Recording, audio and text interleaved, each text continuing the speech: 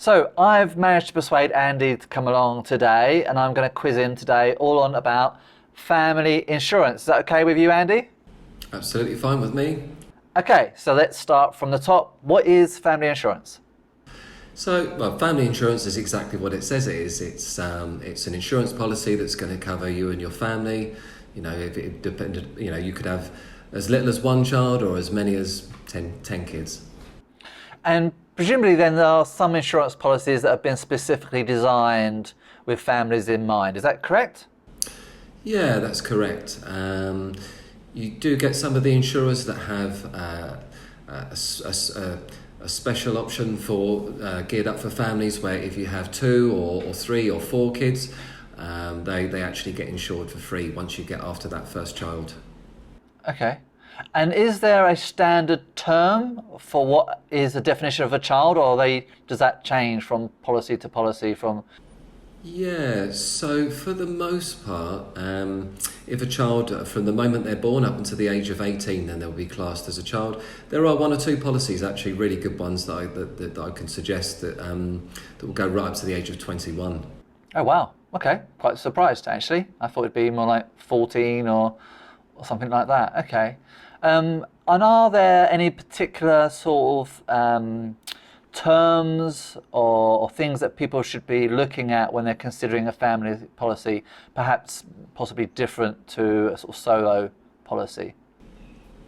Not really. I mean, yeah, it is exactly how you kind of opened up, really, that it's family insurance, and the bigger the family, the more benefits you get, actually. And that going back to the child between the age of from birth up to the age of 18 or 21, there's just like one set rate there, and it's a lower rate when they go on as a child compared to, say, if someone was age 18 and they applied for an insurance on their own, it would be more expensive.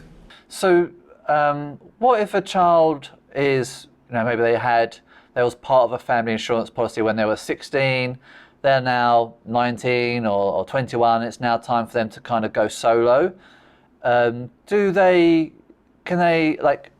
as I understand it, and correct me if I'm wrong, a new insurance provider won't cover for any sort of historical conditions. So if they move from a family policy into a sort of solo policy, do they then have to start from scratch, or if they continue with the same provider, are they then sort of still covered? Yes, it does make sense. Yeah, so once they cross that threshold of no longer being classified as a child within that family, they could still stay within that family policy. Once they turn 19, or with the policy that is over 21, as soon as they turn 22, their premium would just go up according to the rate of a 22-year-old, and they could stay within that family. There's no penalties there at all. Okay, so if they started, just to be clear then, if they say started when they were 16, age of 17 they did have a condition, which they've now still got. They're now, a few years later, they're now 20 or 22 and they've got a solo policy.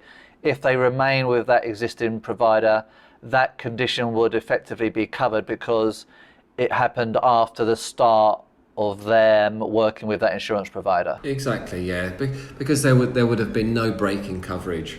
So, I mean, potentially, if for whatever reason that child, if maybe the parents had got to an age where they found that the insurance had become too expensive for them and they decided they wanted to cancel the family policy, the insurer would honour the insurance for that child, and then they could just move on to a solo policy, still within the same company, still under the same umbrella. So, they would have that condition covered.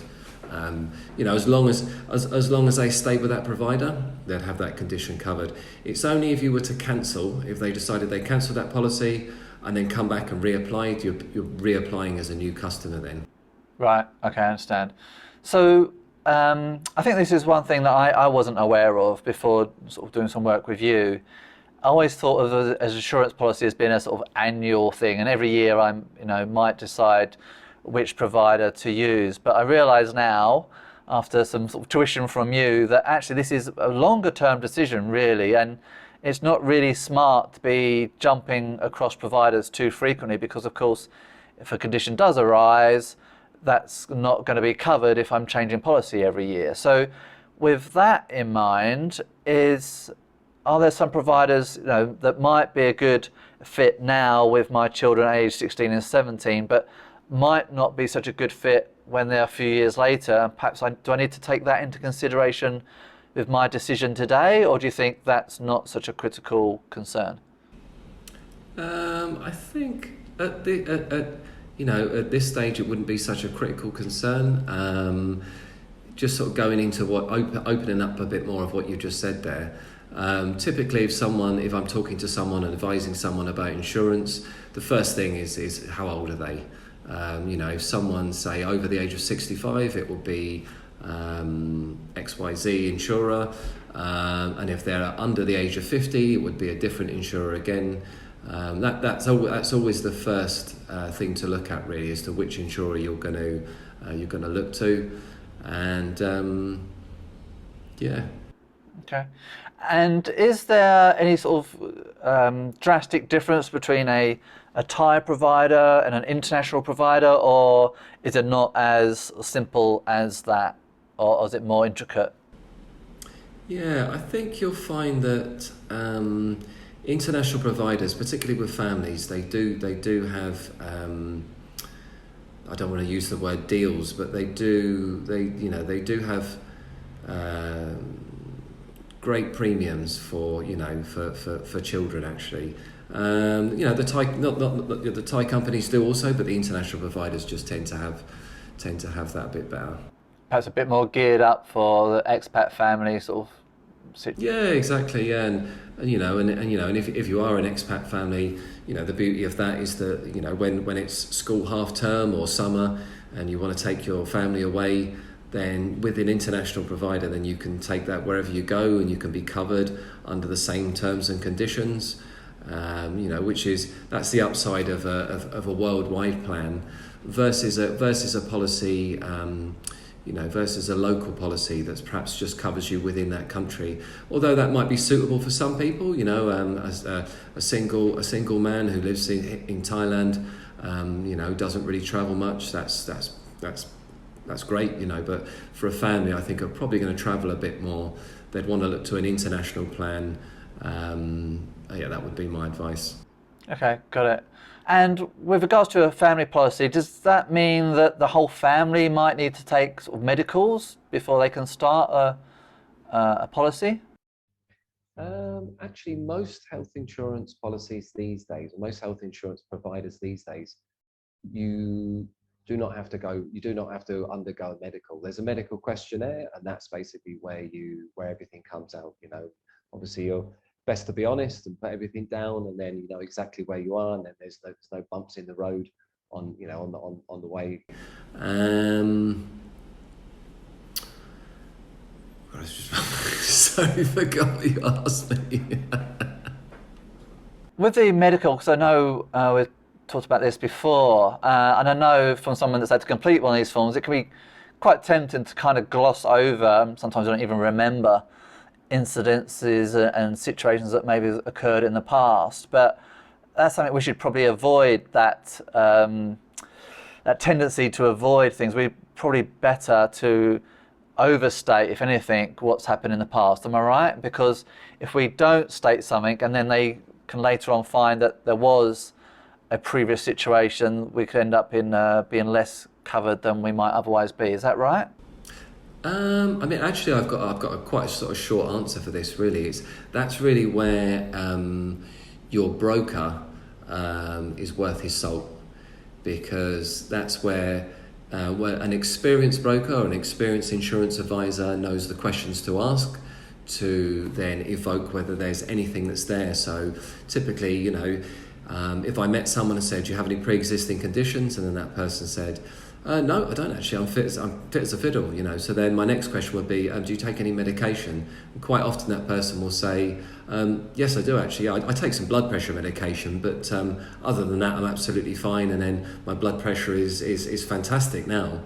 And then my next response to that is always like, "Well, what would happen if you stopped taking that blood pressure medication?" And their response is, "Well, my blood pressure would spike." So, it's knowing the right questions to ask, and you're totally right that when you're sitting there filling in a form and you feel you feel totally fit and healthy, you kind of it's easy to, it's not being dishonest, it's just easy to overlook those things. But yeah, it's if you have someone with experience and knows the right questions to ask, then you're always going to get everything out, and it's best to have everything out up front. And like I say, that way there's no surprises down the line. And then when you do come to claim, any claim that you do have, it's going to be covered. Mm. Because the underlying thing is that insurance companies aren't going to cover you for pre-existing conditions, right? That's the famous phrase.